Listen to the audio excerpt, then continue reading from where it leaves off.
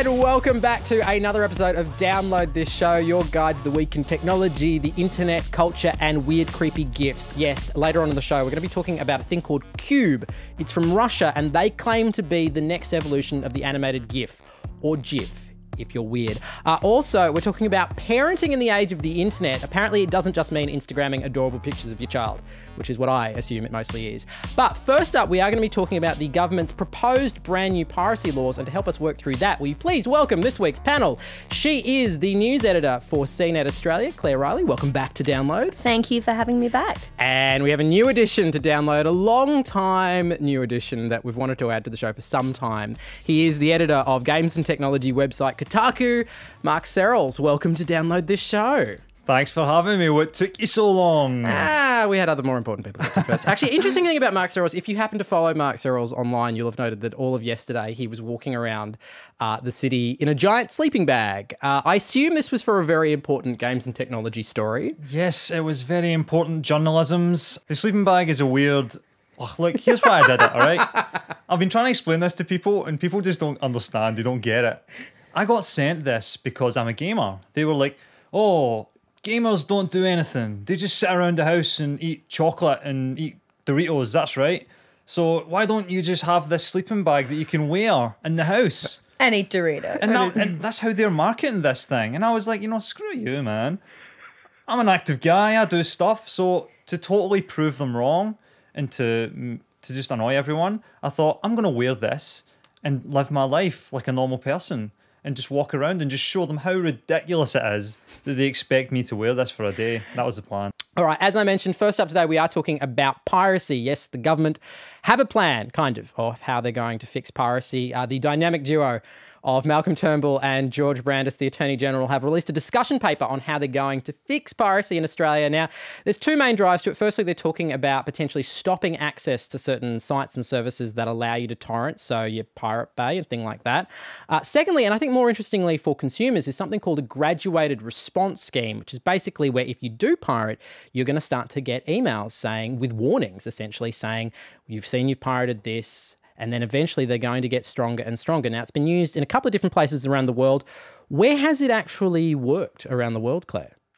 It's something that has been debated.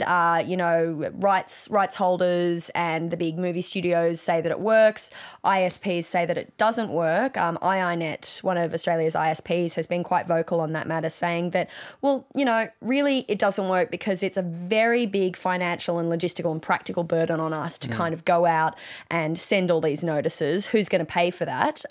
Should we be monitoring the content of our users' traffic? How does that even work? So there's this kind of idea that rights holders or the content owners would put out these honeypots on sites like Pirate Bay saying, hey guys, totally free copy of the Avengers. It's legit. To trap people, essentially. Yeah, essentially. Right. That's one idea that's proposed, because otherwise, how do you know that people are downloading illegal content? How can you prove it? There's, you know, people talk about private investigators set up to kind of check out what people are doing online. That's where it gets iffy, because how can you track what someone's doing online? Should we be tracking what people are doing online? And how is it then enforced? At the end of the day, I think 21% of Australians over the age of 18 have engaged in some kind of online piracy. That's a lot of people to suddenly criminalise. Where are examples where areas of piracy have been dealt with effectively in your world? Because we're not just talking about film here. There is areas in gaming and stuff like that as well where they have managed to make it work. For the gaming angle, there's lots of places where piracy is rampant. You know, there's like China, and then there's like one area which I find really interesting is Russia, because Steam, which is a super awesome gaming service that people use to download games on PC, blah, blah, blah. You know, instead, they saw that people in Russia were pirating hundreds of games. Like, they were like the Australia of piracy of video games. You know what I mean? They were going nuts over there. And that's saying something. Yeah. So instead of like going into some crazy like postmodern Cold War, they decided, oh, well, this is obviously an emergent market. So they've spent a lot of money investing in Russia, trying to find the best way to sort of sell their games to Russians in a way that sort of suits them and suits their economy. Because, you know, every economy is different, every consumer is different. And they've really reaped the benefits of that. They're making crap loads of money from the poor Russians now. Instead of like hitting them over the head with a stick, they're sort of enticing them with the carrot. Which speaks to another issue, which is piracy has a couple of different driving factors. And one of those is availability and price. I think the average gap between when an American film opens in the States and when it opens in Australia is still about 20 days. And I think for some of the big films, they've managed to kind of collapse it right down for day and date releases. But even when you start talking about television shows, and people love to quote Game of Thrones, and yes, Fox still will offer you Game of Thrones on the same day as the States, but that's one TV show. And even then you have to pay, I mean, close to $300 a year if you want to get it. And yet, as you go through this document, they name check that pricing and availability is something that needs to be dealt with in the opening paragraph. But then there's no other mention of it anywhere else in the document. Why was that not included in this discussion paper, that the industry itself needs to do something as well? Most people, given the option of a competitive service that's easy to use, that's timely, they'd be happy to pay, but they're not going to pay ridiculous prices. I mean, 1 year after the IT pricing inquiry, Choice did a bit of a survey. Australian artists' prices on iTunes for albums versus Australia. Sia was 82% more expensive in Australia. Iggy Azalea, 45% more expensive. Australian artists, homegrown, yet we're paying so much more. The same thing with timing of shows. So you look at, there was a site that did the 31 most popular shows in Australia, looked at when they were coming out. 1/3 of these shows don't come to Australia at all. 1/3 take more than a week. Now, you know, a lot of older generations might say, well, what is a week? But at the same time, when people are having really social conversations around Twitter on the plots of these TV shows, that's when you start to say, well, I can't just switch off the internet for a week so I don't have any spoilers. It's not just Game of Thrones. It's shows that people are really interested in. You know, Doctor Who. There's so many different programs that people want to get access to quickly. I think the reason maybe that they're not addressing it is, I don't know, the cynic in me would say that the rights holders have deep pockets and they're very powerful. The Hollywood, you know, the ISPs have complained that the Hollywood studios wield a lot of power in this debate. So it's a harder problem to address. Something like site blocking seems like a really quick fix, but even then, the sites that are being blocked by ISPs, the rights holders get the court order. They request for sites to be blocked. So I don't really know if that's a good idea, having the fox requesting entry into the chicken coop. Well, you bring up an interesting point there. I think it's estimated that about $4 million of political donations have come from the big film studios to both political parties. It's not just one side or the other. But the other thing actually about that is the opening kind of paragraph of the document actually quotes a report that comes from the copyright lobby. They actually say that the copyright industry, so people that make all of the stuff we're talking about, is about 900,000 Australians, which is about 8% of the 11 million workforce. Now, the problem with that number is that it's kind of made up. So what that number is not just actual, you know, artists and filmmakers, it's also anybody that supports the making of copyright. So literally you could be the corner store that, you know, sells a ream of paper and you're being counted in that number.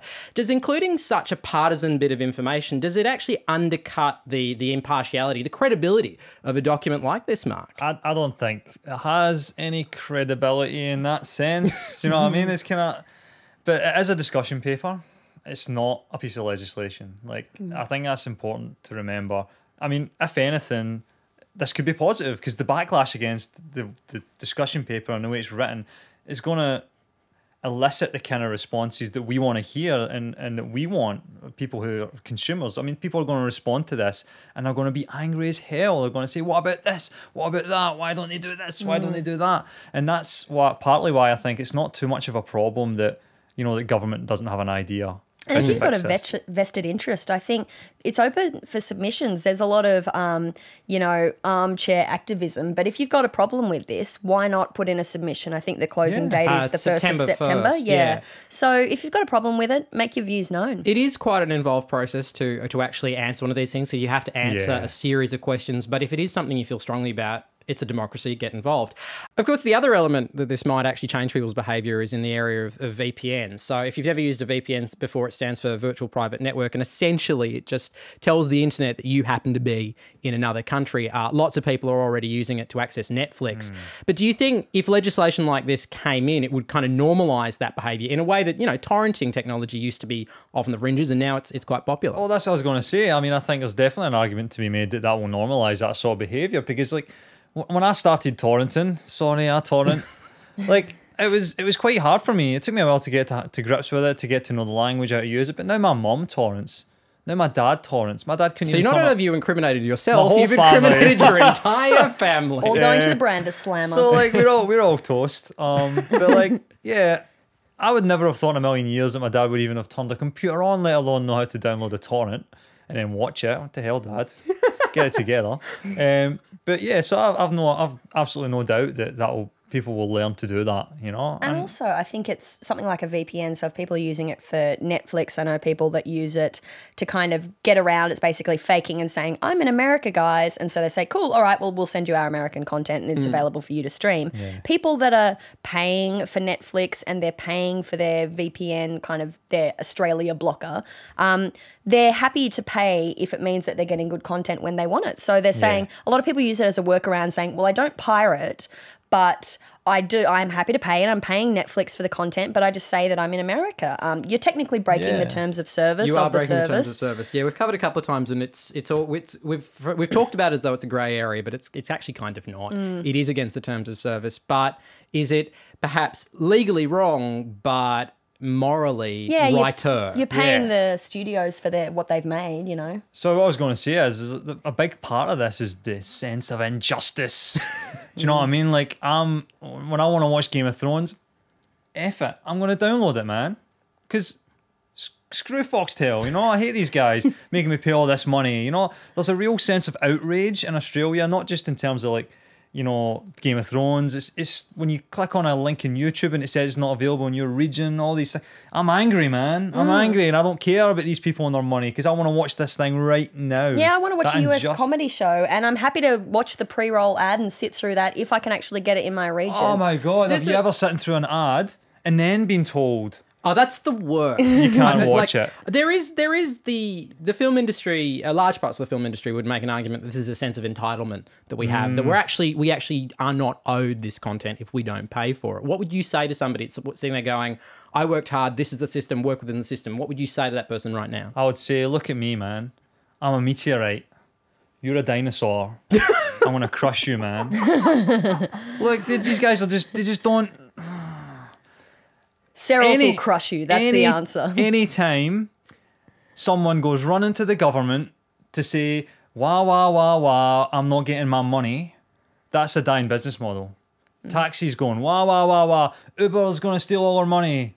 You're a dying business model. Uber's better than you. They're fresh. They know what they're doing. Wah, wah, wah, wah, the internet. All right, adjust. You know what I mean? These guys are they are literally brontosauruses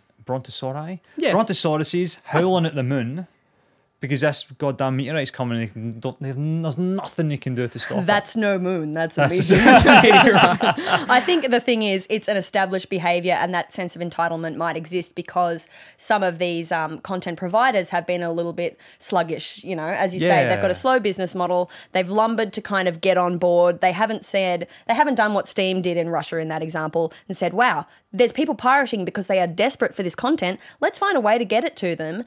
They haven't adapted. They haven't been quick, and they have brought in. They say that they're bringing in new systems, but I think when people have gotten something for free for so long, they let that window become bigger and bigger and bigger, and now they're trying to bring in stuff that's not closing it adequately. Because entitlement doesn't come from a vacuum. Entitlement comes because we have had access to this thing through other means. And I think it's important that, especially, like, we've got an Australian film industry that's really great and it won't survive if people just expect to get stuff for free. Yes. We should be paying for it, but we're happy to pay for it if you give it to us quickly and easily. And yeah, I think there's a model that needs to be updated. Agreed. Well, there are lessons to be learnt from the music industry. I mean, famously, Spotify and Audio have created a construct around which people will pay for content. But of course, the other issue with that is lots of musicians argue that they don't get paid as much as they did before. Now, part of the reason why, the situation exists is that Foxtel pay, and I assume, an incredible premium to HBO. Let's just use the Game of Thrones example for that show, which of course goes back to feeding the dragons, I assume. The CGI artists labouring over the dragons. You know, we can talk about this from a consumer standpoint, but from an industry standpoint, can they reasonably expect the same amount of money? Should you remove the awesome amount of money you get from local terrestrial broadcasters, if you remove that and you just start selling direct to people, do you really think they can expect the same amount of money, the same quality? And that's actually a hard question that, you know, as consumers, we don't really ask ourselves that often. So do you think that you're paying individual amounts is worth the same amount? It's not just speculation. We know that Netflix, for example, can't afford to fund all these shows. Sure, it did the what was that show, House of Cards? House of Cards, yeah. Yeah, that's one show. Do you know what I mean? But my argument would be, we don't want to watch crap. So much of this money is spent on crap. We want to watch good shows. Yeah, a lot of the services are like, look at all the shows we have. And you're like, that's just reruns that I can get on free services like SBS On Demand and iView. Some of those paid services are really just padding out their offering. Thank you for name name-checking both my broadcasters. I appreciate that. It's... 10 Play and 7... Who uses those? All right, download this show is what you're listening to. It is your guide to the week in technology, the internet and culture. If you feel very strongly about this, as Claire said before, September 1 is the cutoff date if you want to answer the discussion paper. And of course, if your interest level is lower than that, you can just tweet us and tell us what you think using the hashtag download this show. Next up, parenting in the digital age. What does it mean? Should you be more proactive in terms of getting out ahead of technology so that when your kids start using it, you actually understand what the hell they're doing? Luckily, we actually have a parent in the studio, Mark Serrels. Do you give much consideration? Like when you had your child, did you and your partner have much of a conversation about when you were going to introduce bits of technology into his life? No, we didn't talk Bad about parent. anything. Bad parent. We're terrible parents. The other day there, I was playing Destiny, which is a game where you shoot people, and I'm just like playing it, and he's watching it. And you're like, what kind of damage am I doing here? Yeah, and I was actually live streaming this on my website as well, and everyone could hear the kid in the background going, oh, and then he started crying because I started shooting people, and I was just like, I'm terrible, man. Docs is on the way as we speak. Well, if they weren't before, now you're on national radio, so... Yeah, great. Yeah. Claire, now you don't necessarily have kids, but... That I know of. Well, yeah. Don't necessarily I would think kids. that I'd know. But that you have covered this kind of area before. Where do you think the role of educators is, schools in this context? What kind of reasonable expectation of technological education can you expect from a child's education? Look, I think if a child's going to school, I'd hope that they were getting access to more than CRT TVs and lumbering old PCs. But I think what the school would be doing is teaching the facts, how to navigate your way through basic programs, things like that, probably teaching them a bit about the ethics around cyberbullying, stuff like that. But what a parent should be doing is really fleshing out the kind of facts and figures information that they're getting from school with more of that social education. So talking about what do you think is a reasonable amount of time to be spending on social media for an older child, or when they're younger, sort of saying, all right, well, this is a sometimes food, you can't be on the tablet all the time, so it's a treat, or let's work out ways that you can engage with this. And I think that's no different to other things like TV time or reading. You've got to expect that they might learn some things at school, but if you're not reading to your child at night, they're not going to get the full benefits of what they're doing at school. So I think it's about partnering what the school is offering and what you can offer. And if you don't open up a dialogue, then if something goes wrong, they're being cyberbullied or they see something on the internet that they're not comfortable with, if you don't have a dialogue open with your child, then you're not going to find them coming to you with problems if something does go down. All right, it's official. Of all the three people in the room, you're the best parent here. Which is disappointing because you don't have kids. So, Mark, now that you've heard Claire, what are your takeaway points as a parent? Hi, Mark, worst parent in the room here. Takeaways for me, I think the whole sharing the experience with your kid thing is important because it teaches them the boundaries. I think it's also useful to take advantage of all the things that they have on the devices today, like Xbox One and PS4. They have all the parenting controls that you can turn on so they don't play this video game or they don't play that video game. We just worry too much about our children. If we just trust them, we teach them the foundations of how to be a good human being. I don't think these things matter too much. I just don't get too hysterical about that sort of thing as a parent. I think also being aware, sort of saying, okay, yeah, I can trust you. So I need to know that there is some stuff on the internet. If you're that clueless as a parent, you need to know what's out there and that there are risks, but also trust them to learn and develop and have that conversation open so that if something horrible, if they see pornography on the internet and they don't know how to deal with it, they can come to you and be like, I need to have a conversation about this. But yeah, those features on the Xbox, a lot of smartphones now have like a kids mode so that you can have your work smartphone, switch it to kids mode, let them play a game for a little while and then take it back. It's important to people talk about limiting screen time, and, you know, we shouldn't say that games are evil and things, and we shouldn't say that TV is evil. I do think, though, that you need to get a bit of a balance right. So a bit of maybe educational fun games, a bit of mucking around useless games, and then a bit of good old-fashioned time outdoors as well. It's also undervaluing the importance of, you know, fine motor skills on the controllers. Absolutely, man. These thumbs, baby. They're Get 'em going. And finally here on Download This Show, animated GIFs have pretty much driven comedy on the internet for a quarter of a century now. But a Russian company think they might have the next evolution of the GIF. It's called Coub, C-O-U-B, and it's essentially an animated GIF that you can do with music. You can press play. So just, I guess, for kind of paint us a picture, Claire, what does it actually look like to use? It's kind of mesmerizing. So I don't know if people are aware of a GIF, it's kind of a short, pretty low resolution video that loops over and over and over. It might be a clip from a TV show that gets turned into something that's really shareable and funny.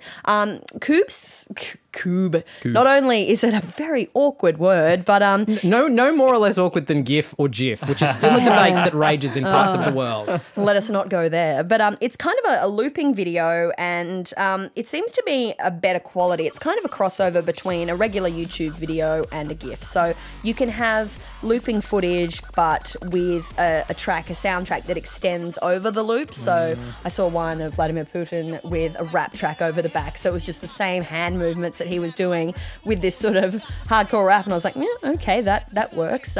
It's kind of maybe more artistic applications. There's some cool ones that I've seen that were really interesting and graphic, but yeah, it's a bizarre invention. Just to give a sense of the scale of how successful Coub has been, we're talking about 50 million visitors each month accessing Coub online at the moment.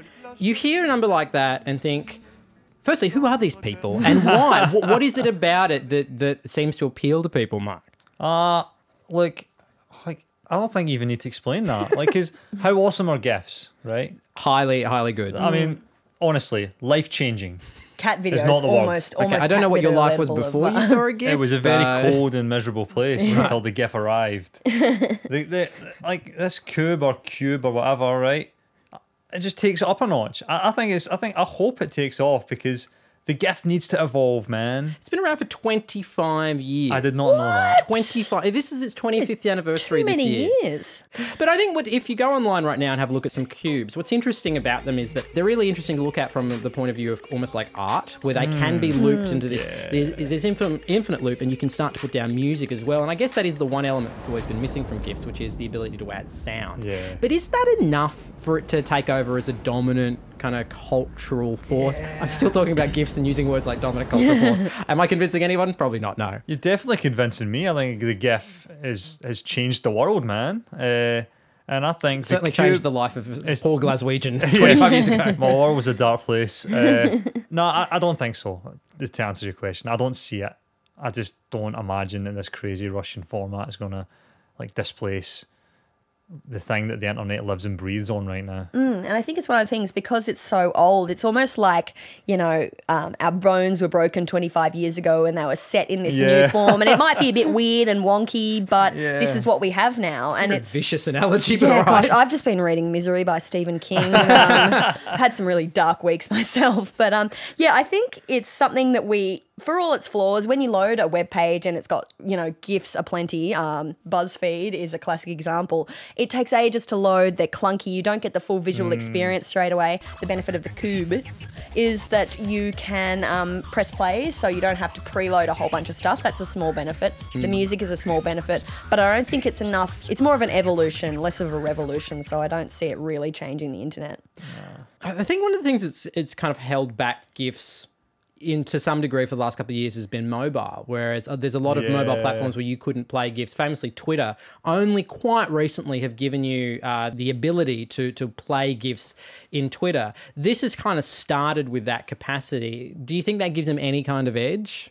Nah, not really. I mean, GIFs are just... There's just so many of them. You just want to hug a GIF right now. Oh, dude, I'm thinking about my favourite GIFs. Tell me you're not thinking about your favourite GIFs. What's your favourite GIF? The one where the kid is blowing out the candle, but the other little kid runs up and goes and blows it out before the other kid. Honestly, That's awesome. Sometimes I forget this GIF exists and then I'll stumble across it. Yeah. And I will laugh like I saw it for the very first time. It's a magical moment relived. Yeah, forever Honey and Boo ever. Boo's got some pretty amazing gifts as well. Is that? Do you have an absolute favourite gift? I cannot believe on national radio right now we are discussing our favourite gifts. Only on Download This Show. Go Yeah. on. Favourite gift of all time. Honey Boo Boo Child, crazy southern beauty queen from the States, has just got so many facial expressions, and they are so GIF ready that, you know, that's the whole thing. It's just something shareable. You can chuck it into an email to perfectly sum up your mood. I mean, they are frivolous, but they're really fun. We can say they're frivolous, but so much of what drives the internet is whimsy and frivolity, and there's millions of dollars to be made in leveraging whimsy and frivolity.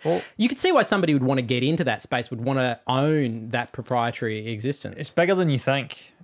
GIFs are the language that we use on the internet to communicate, you know? Like, you want to be part of that, man. You know, you want to be the guy that's... Maybe Coubs will be like the Portuguese to GIFs Spanish. Just a slight, like, you know...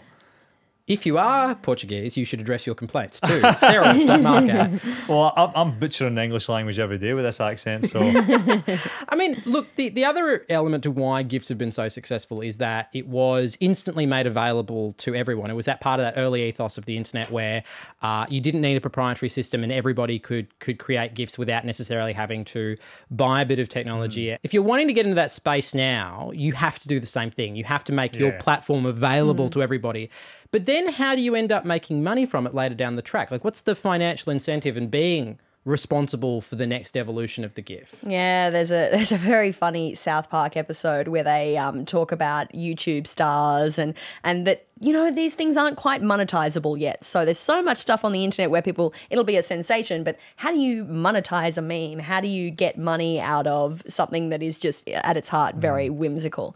I think it's one of those things, it's the balance that everyone strikes. You know, Twitter had the same problem. It was such a big platform, and then they sort of said, we're so popular, we're so big, how do we get money out of this great forum? I think also the questions that are raised for me with it becoming a really big service. I think one of the articles I read about this service is the fact that there are laws in Russia about you're required to have your data servers on local soil, and there were concerns about, well, if I'm sending information to a Russian company, not the most stable place over there at the moment, is there a problem with my personal information being stored on Russian soil? I don't know if there's any... My 15-second loop of hilarity, will it be safe? Oh no.